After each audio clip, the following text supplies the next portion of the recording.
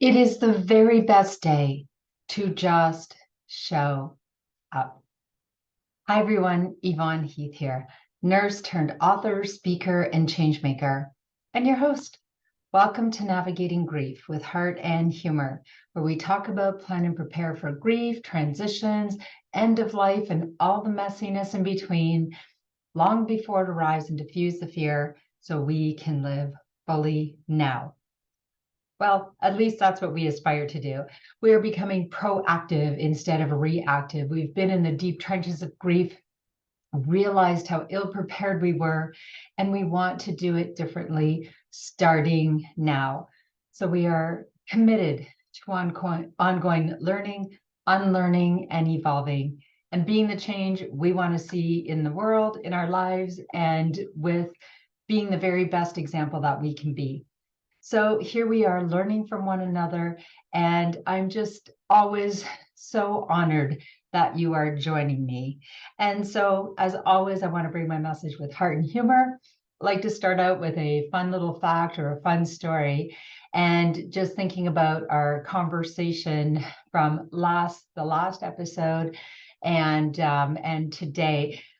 I can tell you that I've been at the bedside of more dying people than I can count. And in those moments, there were many heart-wrenching moments and heart-warming moments and even laughter.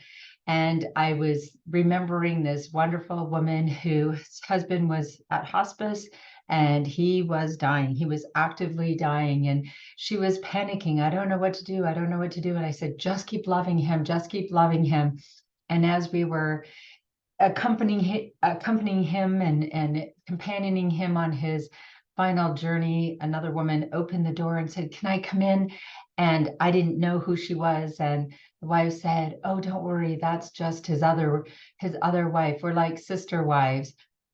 And I just kind of stopped and I said, well, this is awkward. I think that's too much information.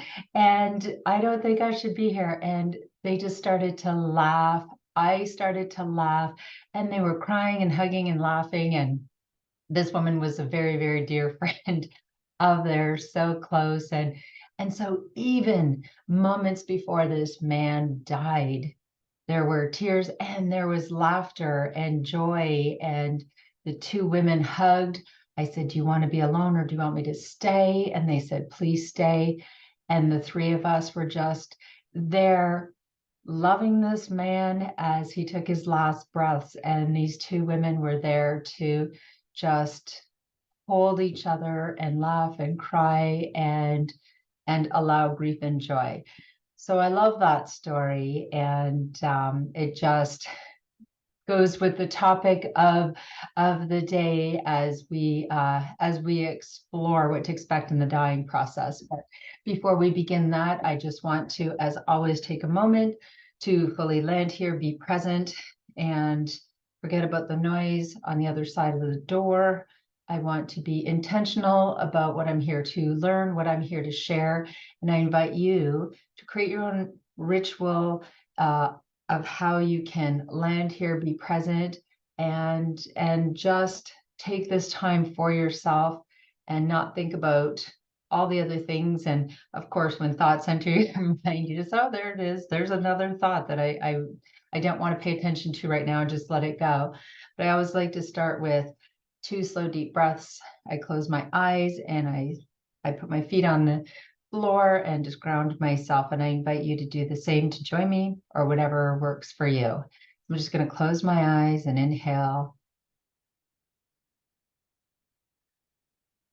Exhale, setting an intention and grounding myself. One more time.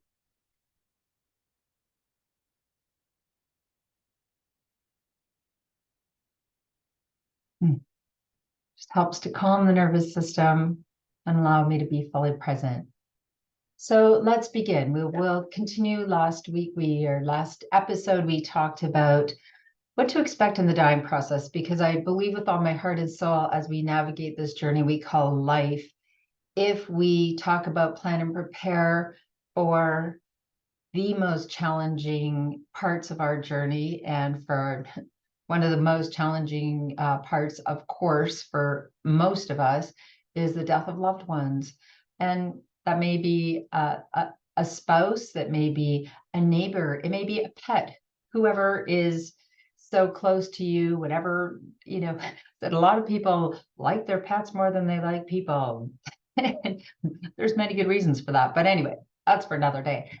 I do believe, though, that when we just think about it, everything we do, if we didn't prepare, we reacted when it happened, we pretended it away until it was actually happening. And we don't do that. We don't do that with any huge transformational, transitional times in our lives. Well, that's because many of them we are looking forward to: the birth of a baby, a graduation, an anniversary, a trip, whatever it may be. Of course, we talk about plan and prepare, and we get advice and we read about these things.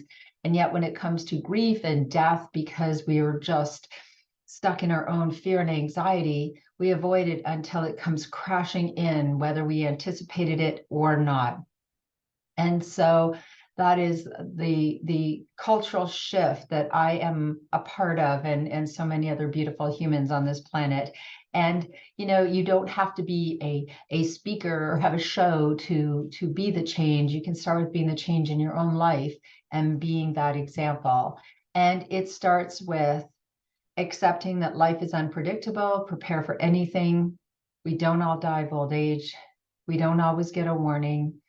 And we are all temporary. And so if you can just dive in, lean in, whatever you can do, one step at a time. What do you believe about life and death?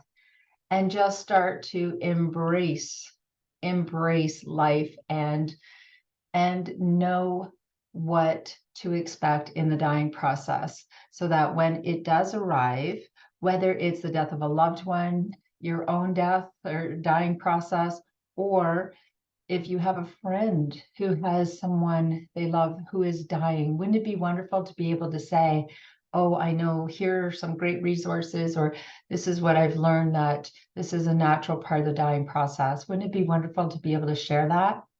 So last week we talked about a few things that no matter what disease, no matter what someone is dying of, at the very end, when they're actively dying, these are things that can be anticipated. Sleeping more, being almost 24 hours a day or 22 hours a day at some point, very, very low energy, extreme fatigue until they are mostly just sleeping, decreased eating and drinking, and that's something we all struggle with. And it is actually very selfless to allow that person to eat or drink whatever they want, or to not eat or drink. And that is actually a blessing. It is better for them in the dying process. And that is something we need to learn and accept. And of course, the breathing. When people see breathing changes, they tend to panic because they don't know to expect this. And so wouldn't it be wonderful if we understood, even though, of course, people say, well, it's so uncomfortable. Yes, it is. Yes, no, wait for it to be comfortable. But if you can anticipate, oh, yes, this is a natural part of the body shutting down, dying, then it is not a panic. Dying is not an emergency. It is not an emergency. So if we can accept it and take slow, deep breaths and just be present, just show up and be a part of their journey, loving and supporting, wouldn't that be wonderful? So a few of the other things that people may or may not understand or anticipate is, as their loved one is dying, is modeling or changes in color of their extremities, sometimes even their nose, become purplish and a kind of sort of a patterny color. It's called modeling, and their skin will be cool to touch. And sometimes in the dying process, people become warm, hot, because they can't regulate their temperature. Mostly their extremities will become very cool, and that is as the blood is going to their vital organs and not going to their extremities. And so that is a sign of impending death and a natural part of the dying process. And again, if we can understand, even as we're holding their hand, if they, they're cool to touch, you can get them blankets and whatever helps you, or, you want them to be safe, clean, and comfortable, as hospice nurse Julie shares, and know that they may not feel warm. They won't feel warm at that stage. Another thing that I have witnessed and they've written about, and it has been seen many times, is visioning. People start to reach out or stare past you as if they're speaking to somebody, or they're speaking to dead relatives, or they see a pet that, has died, and everyone thinks, oh no, they're getting delirious.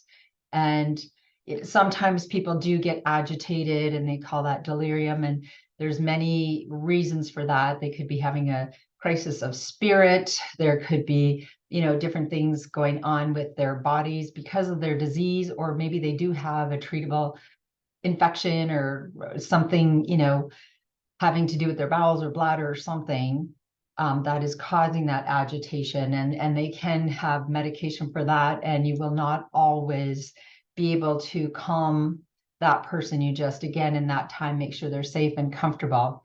But visioning is something different. It isn't a panicked thing. It is people seeing dead loved ones, or yes, I'm coming, or they see a light, or whatever it may be. And here's the thing. At that time, there's no point in saying, oh, Mom, Joe died, he's not here, whatever. Just go with it and allow it.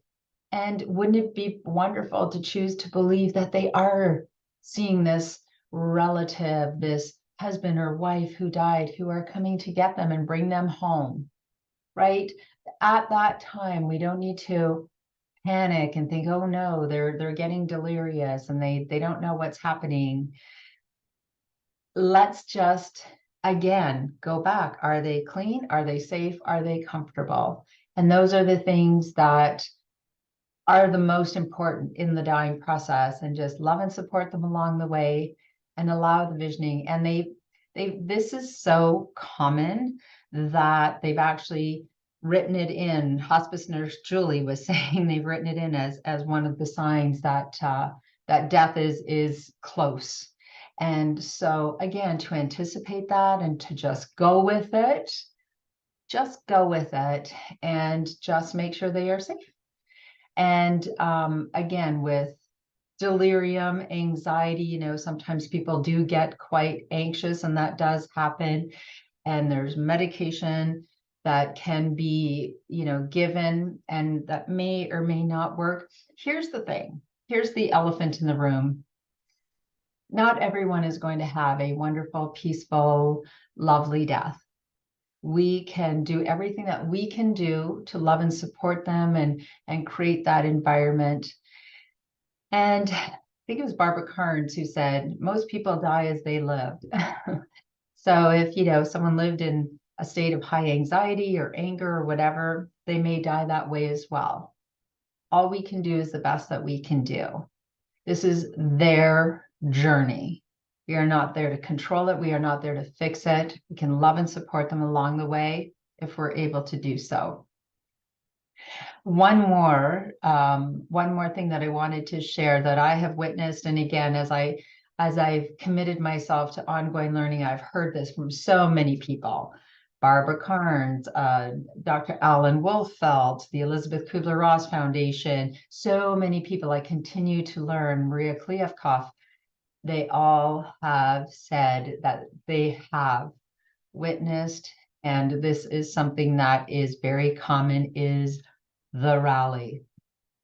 Someone who may have been sleeping most of the time and not eating or drinking or engaging very much. Suddenly, this one day, they just pop up and they want their favorite cereal, and they're having a conversation and they're engaging more than ever. And people are thinking, oh my goodness, Mom is better. She's so much better. This is so exciting. And then the next day, that person dies. I'm laughing, but people are just often so shocked when this happens, because you think, oh, they're so much better than they were. And suddenly they die. Suddenly. Well, there is no explanation for the rally. What I choose to believe is that the rally happens because that person knows that they are about to embark on their next journey, that their time here on this earth and this sick, tired body, whatever it may be, is coming to an end and the next journey is about to begin. That is what I choose to believe. And I think that's a wonderful thing to believe, don't you? So imagine if we actually talked about, planned, prepared, learned more about the signs of what to expect in the dying process. What tells you that someone is closer to death, so that when it does happen and you say, we weren't expecting that, you know, I always say there's no such thing as unexpected death. We're all expected to die. We just don't know when exactly, and we don't know how. Unless, of course, I mean, if we're in the dying process, and chances are we're going to die of this disease. If we can accept that, we don't have to like it. If we accept it, and if we learn what to anticipate, if we learn about the things that are important, keeping someone safe, clean, comfortable, and continue to have conversations and have them with all the people surrounding this person. And wouldn't it be wonderful to have these conversations before someone is dying? Too late for that? I know. We are not a proactive society. We usually wait. And so you are not alone in that. And here's the thing. It's never too late to do it differently. Start now, learn now. So that the next time you are facing the death of a loved one, the dying process, or you have a friend who has a dying loved one, you can share this information so that perhaps they can create precious moments. Jennifer O'Brien, the doctor's widow, yes, I think doctor's widow, she shares this, creating precious time, right? When someone dies suddenly, we do not have this time to companion, to accompany them, to be with them in this time. We do not, and it is a privilege. And we can make it as special as possible for ourselves, for our loved ones, for the person who is dying. Wouldn't it be wonderful if we all had these conversations and knew? Because it isn't just up to the professionals. I don't want just paid professionals around me when I'm dying, or I'm hospice. Sure. I also want my loved ones around me. I don't want them to be so afraid that they cannot just show up. This is truly something to think about. And the beautiful thing is that we can do it differently starting now. And again, I have so many of these resources on my Love Your Life to Death website, the resource section. You can connect with me anytime. And you know, my book, Love Your Life to Death, is just, it's a wonderful, beautiful, heartwarming, heart-wrenching book filled with these stories of how people chose to do it differently.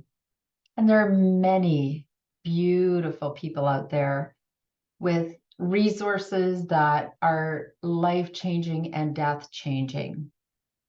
Hospice Nurse Julie, Catherine Mannix, Barbara Carnes, Dr. Ellen Wilfelt, the Elizabeth Kubler-Ross Foundation, Maria Kleefkoff, the list goes on and on. We can learn in 2-minute clips. We can learn through TEDx talks. We can learn through books and audiobooks and you name it. So let's take advantage of the information that is there for us to learn, lean into, dive into, whatever you can do. We can do this differently. So I thank you from the bottom of my heart for wanting to be the change, lean into it, one little lesson at a time, one little step in the right direction.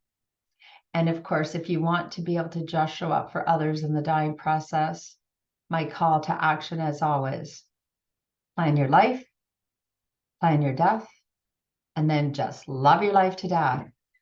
And I'm laughing because I'm looking around going, oh no, my tambourine is out of reach. One moment, because no matter what, you always have to bring your own tambourine to the party.